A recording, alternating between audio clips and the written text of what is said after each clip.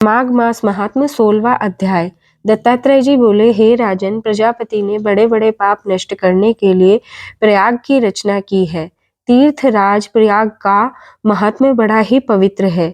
श्वेत और नील जल के संगम पर स्नान करने से प्राणी के महान पाप भी मात्र जल स्पर्श से नष्ट हो जाते हैं।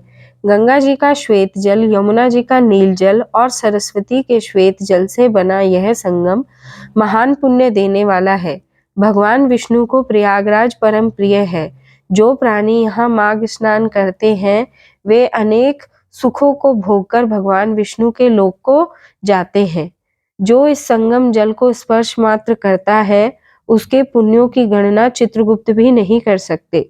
100 वर्ष तक निराहार व्रत का फल केवल 3 दिन माघ मास में संगम में स्नान करने के बराबर होता है।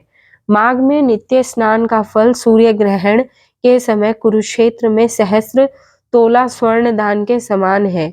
माघ में प्रयाग स्नान करने का फल सहस्त्रों राजसूर्य यज्ञों के फल से भी ज्यादा है। माघ मास में संसार भर के तीर्थ और नदियां स्नान के लिए आती हैं। त्रिवेणी के जल में स्नान करने पर जन्म जन्मांतर के पाप नष्ट हो जाते हैं। गंगा जल का स्नान कुरुक्षेत्र के समान फल देने वाला है। काशी में गंगा स्नान उससे 100 गुना फल देता है। प्रयाग का स्नान काशी स्नान से 100 गुना अधिक फल देता है। उत्तर वाहिनी गंगा यमुना का संगम दर्शन मात्र से ही महाफल देता है एवं ब्रह्म हत्या जैसा पाप नष्ट हो जाते हैं।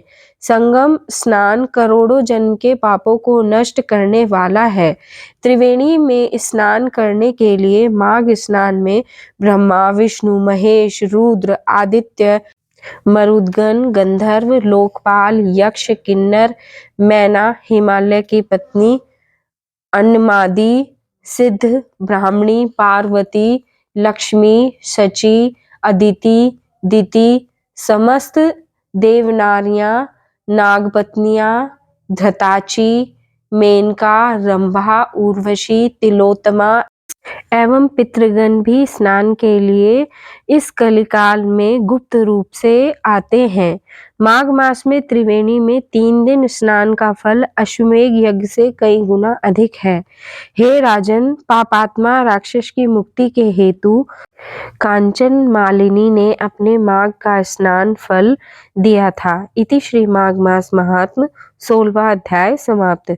श्रीमन नारायण नारायण नारायण, श्रीमन नारायण नारायण नारायण।